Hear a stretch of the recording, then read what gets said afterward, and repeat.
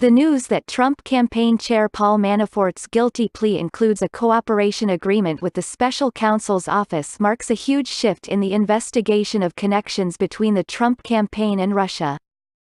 It also demonstrates, and not for the first time, just how the team under Special Counsel Robert Mueller builds detailed cases, moves forward with one inexorable step after another, and stays absolutely leak-proof in every instance. Politico reports that just hours before the announcement, White House staffers fully expected Donald Trump to pardon Manafort of all charges.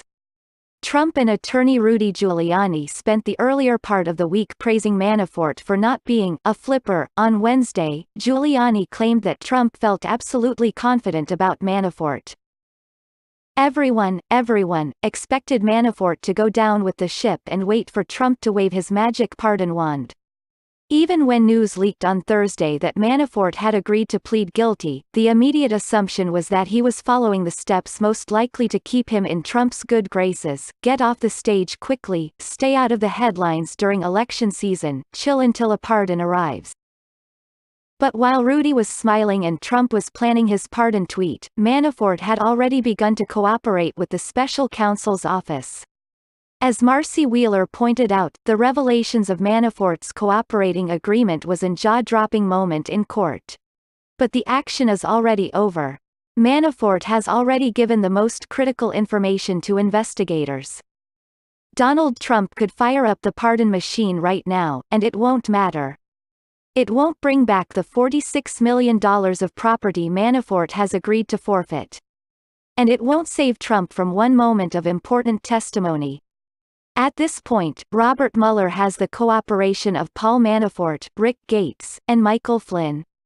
If that's not enough, he has Michael Cohen begging to cooperate and Trump accountant Alan Weisselberg testifying to the U.S. attorney under a grant of immunity. Donald Trump should be very, very worried. So should Donald Trump Jr., and Jared Kushner, and Roger Stone, and Jefferson Beauregard Sessions III, and that's just a start. And what Mueller demonstrated again this morning should be a gut-wrenching sign for Trump. We don't have the slightest clue of what he knows or what actions he might take. For example, Michael Flynn was facing a laundry list of potential charges that might well have included not just foreign lobbying but conspiracy to commit kidnapping. However, Flynn was given a much nicer deal than the one that Manafort just received. What information did Flynn provide in order to skate away? We don't know. To date, Rick Gates has been that guy who made a minor appearance in the first Manafort trial and his name has appeared mostly as a partner in Manafort's schemes. But he was there longer than Manafort, even serving as part of the transition team. We don't know what testimony he has provided on subjects other than Manafort.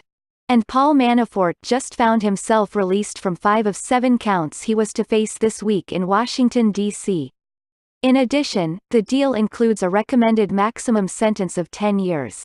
It's not clear whether this sentence would be in addition to any sentence resulting from his 8 convictions on money laundering and fraud at his first trial in Virginia, or whether the 2 sentences would run concurrently. While until this morning it seemed likely that for Manafort, who is 69, any sentence would be a life sentence, based on the given guidelines and standard procedures, he could easily be out on probation in 3 to 5 years. What did Manafort give investigators to warrant this agreement?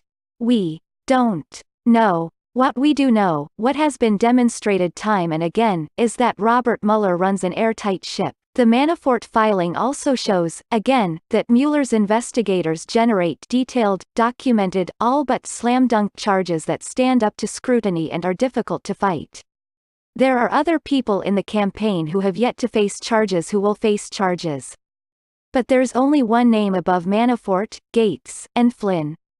And he should be seriously upset by Friday morning's agreement.